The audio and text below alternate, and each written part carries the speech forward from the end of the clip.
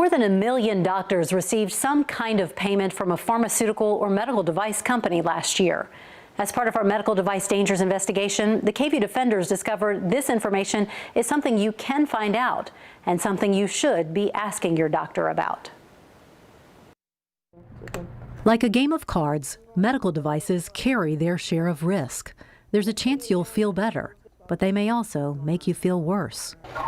Oh, whoa! That is wrong. Frances Scott knew double hip replacement surgery was unusual for someone her age, but she never imagined her outcome. I knew they were bad from probably 2 months after I got them. Unable to walk or stand all day, get back to work, and struggling with her memory, she finally got tested for metal poisoning.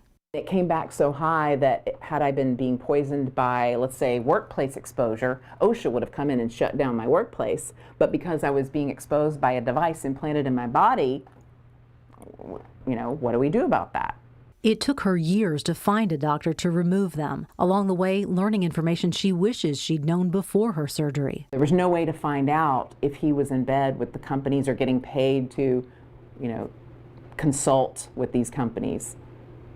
So to this day, I don't know if he was one of the ones on payroll. It's not just hips, but dental implants, mesh, breast implants, and more. Back when Frances had her surgery, there was no way to find out if doctors were getting paid by medical manufacturers.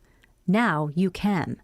Since 2014, doctors and surgeons have been required to report kickbacks from medical device and pharmaceutical companies. ProPublica publishes these reports. They show companies paid doctors more than $12 billion in 2018.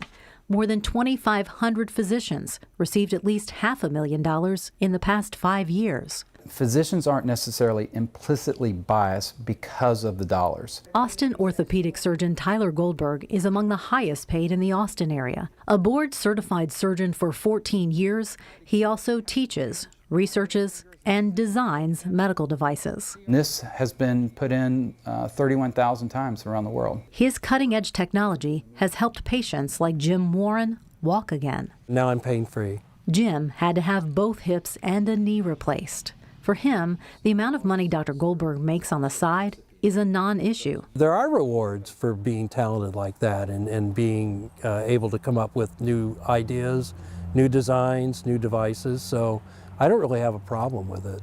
How much a physician would make in a number is a reflection of how hard they've worked, how much time they've spent away from their practice doing these types of things, and ultimately also in the royalty situation, how successful their product is. Doctors like General Surgeon Vineet Chowdhury admit there is pressure from companies to use their devices. I get pressure all the time in all different directions to use certain products.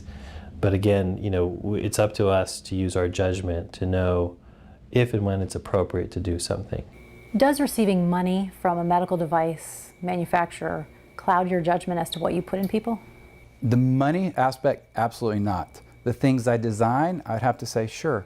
I'm of course biased and use the things that I design. They work very well for me. I know them intimately. I know the way they work. I know their goods, their bads. I can make them work very well. So I'm of course biased in the things that I use, but never once by a dollar amount associated with that.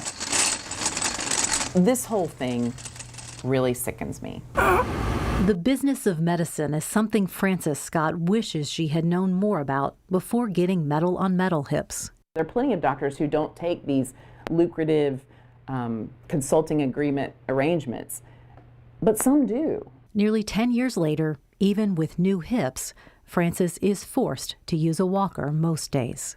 I wouldn't want anyone to hurt like I've hurt.